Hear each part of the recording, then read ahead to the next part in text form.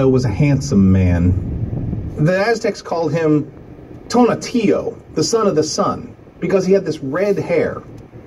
But he was also very cruel and ruthless. While Cortez was gone, the Aztec invited him to a festival dedicated to Tezcatlipoca. There were dances and music and feasting, and then the feasting was actually feasting on human flesh. And that made Alvarado crazy. And he ordered all of the exits of this party blocked, and then he killed everyone there. Innocent, unarmed, hundreds of people. Now, Bernal Diaz doesn't make a whole lot of this. He kind of glosses over it. But the native accounts do. They talk about it as a horror. Innocent women and children were killed.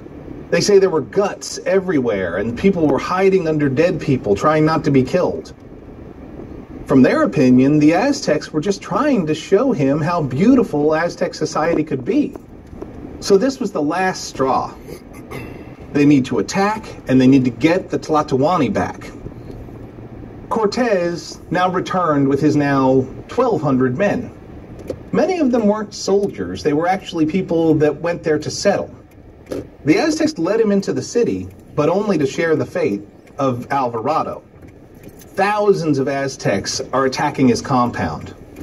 Cuitlahuac, the new Tlatoani or leader of the Aztecs, is leading the charge. And they're all yelling, "We will eat you, you can't leave." And the fight goes on for weeks. Moctezuma is very depressed. He says, "Just kill me. This is a disaster." But they force him up onto the roof and tell him to yell out that everybody needs to be peaceful.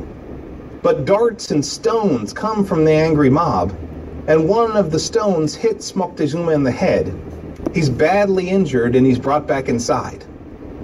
Bernal Diaz says he died sometime soon after, and everyone wept. Even Diaz and all of the Spaniards loved him. There's a debate that says maybe the Spanish killed him. I tend not to believe that. Cortez was smart. Why would he kill his hostage? In any event, they send the body out to the crowd, and the crowd is now even more angry. They knew they had to escape. The causeways were blocked, and the drawbridges were burned. They had to make a plan to escape, maybe at night. So they build platforms from the doors within their compound, and they plan to lay them across the causeway gaps so they can get away. And then they load up the Tlaxcalans with all of their gold. Narvaez's men load down too. Cortez tells everybody, "Take as much as you want, but know that we've got to run and you can't carry too much." The night escape was a disaster. It's called the Noche Triste, the sad night. The Aztecs were ready with their own plans. Those platforms did not work. There were lots of canoes attacking. So the water fills with bodies of horses and men. Gold-laden Spanish sink to the bottom of the lake. Many of them are dragged to the queue and sacrificed on top. Some Spaniards could hear and see the screaming of their companions on the causeway. Cortez made it to land at Tacuba on June 30th, 1520. Still, tens of thousands of Aztec warriors were on his trail and attacking. They move on, and finally they get to Tlaxcala. The Aztecs are waiting on the road, though, and they attack them again. They barely survive this battle. And when he gets there, he's got less than 400 of the 1,400 total people that were trapped within the city. I think any other man would have returned to Spain or Cuba at this point, but not Cortez.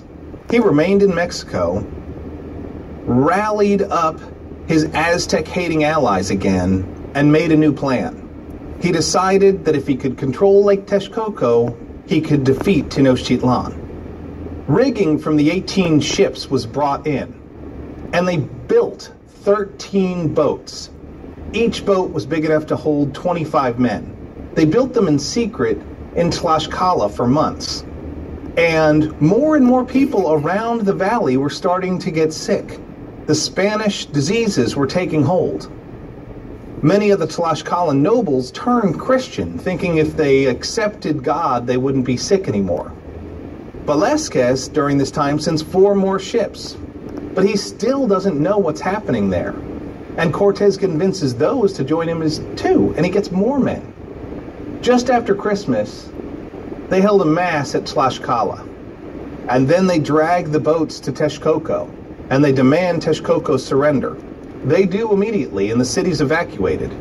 In fact, all the towns in the area are empty, but the Aztec warriors are hiding everywhere, and they sneak attack. There are many more Aztecs in the lake with canoes, but the Aztec attacks are futile. The Spanish continue to advance.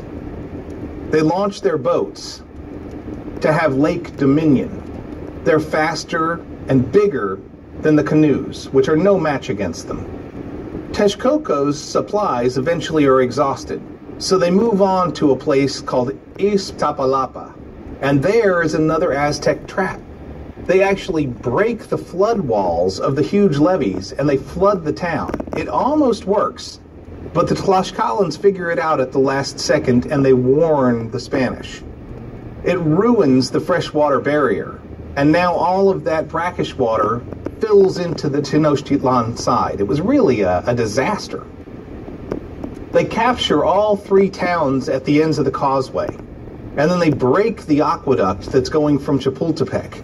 Now the city has no more fresh water, and they're really not getting any more supplies. Canoes at night are trying to get there with supplies, but they're taken out by the Spanish boats. The Aztecs take a Spanish boat with their supply things, but it only works once. Cuitlahuac died of smallpox months earlier. Cuauhtémoc was now in charge. Cortez sent repeated messages of peace, but they said no way. The Aztecs vowed to fight to the end. Tens of thousands defended the causeway every day. It goes on for months and months. On the one-year anniversary of their landing, the Aztecs attack huge. With more than 100,000 Aztecs, they land on the Spanish on June 24th. Still, they can't repel the Spanish. Getting weak and sick, disease and famine starts kicking in. The Spanish finally fill the causeway gaps one by one, and eventually they breach Tenochtitlan. Cuauhtémoc retreats into the market at Tlatelolco, and they continue to resist for a few more weeks. They capture a few Spaniards, and they actually put them on stakes, their heads on stakes, to intimidate them. Finally, Alvarado breaks from Tacuba. They hold those temples at Tlatelolco. Sandoval corners them in a residence. Cuauhtémoc flees by canoe with his family, but then he's caught and brought back to Cortez. Finally, he surrenders on August 13th, 1521. The Aztec were defeated. They won, but where was all the gold? Cuauhtémoc was tortured, but he couldn't reveal much. He was really living as a puppet king at that time. Eventually, Cortez kills him in Tabasco in 1525. I always think about him when I pass the area called Cuauhtémoc in Tabasco. There's a nothing town there named after this once famous king.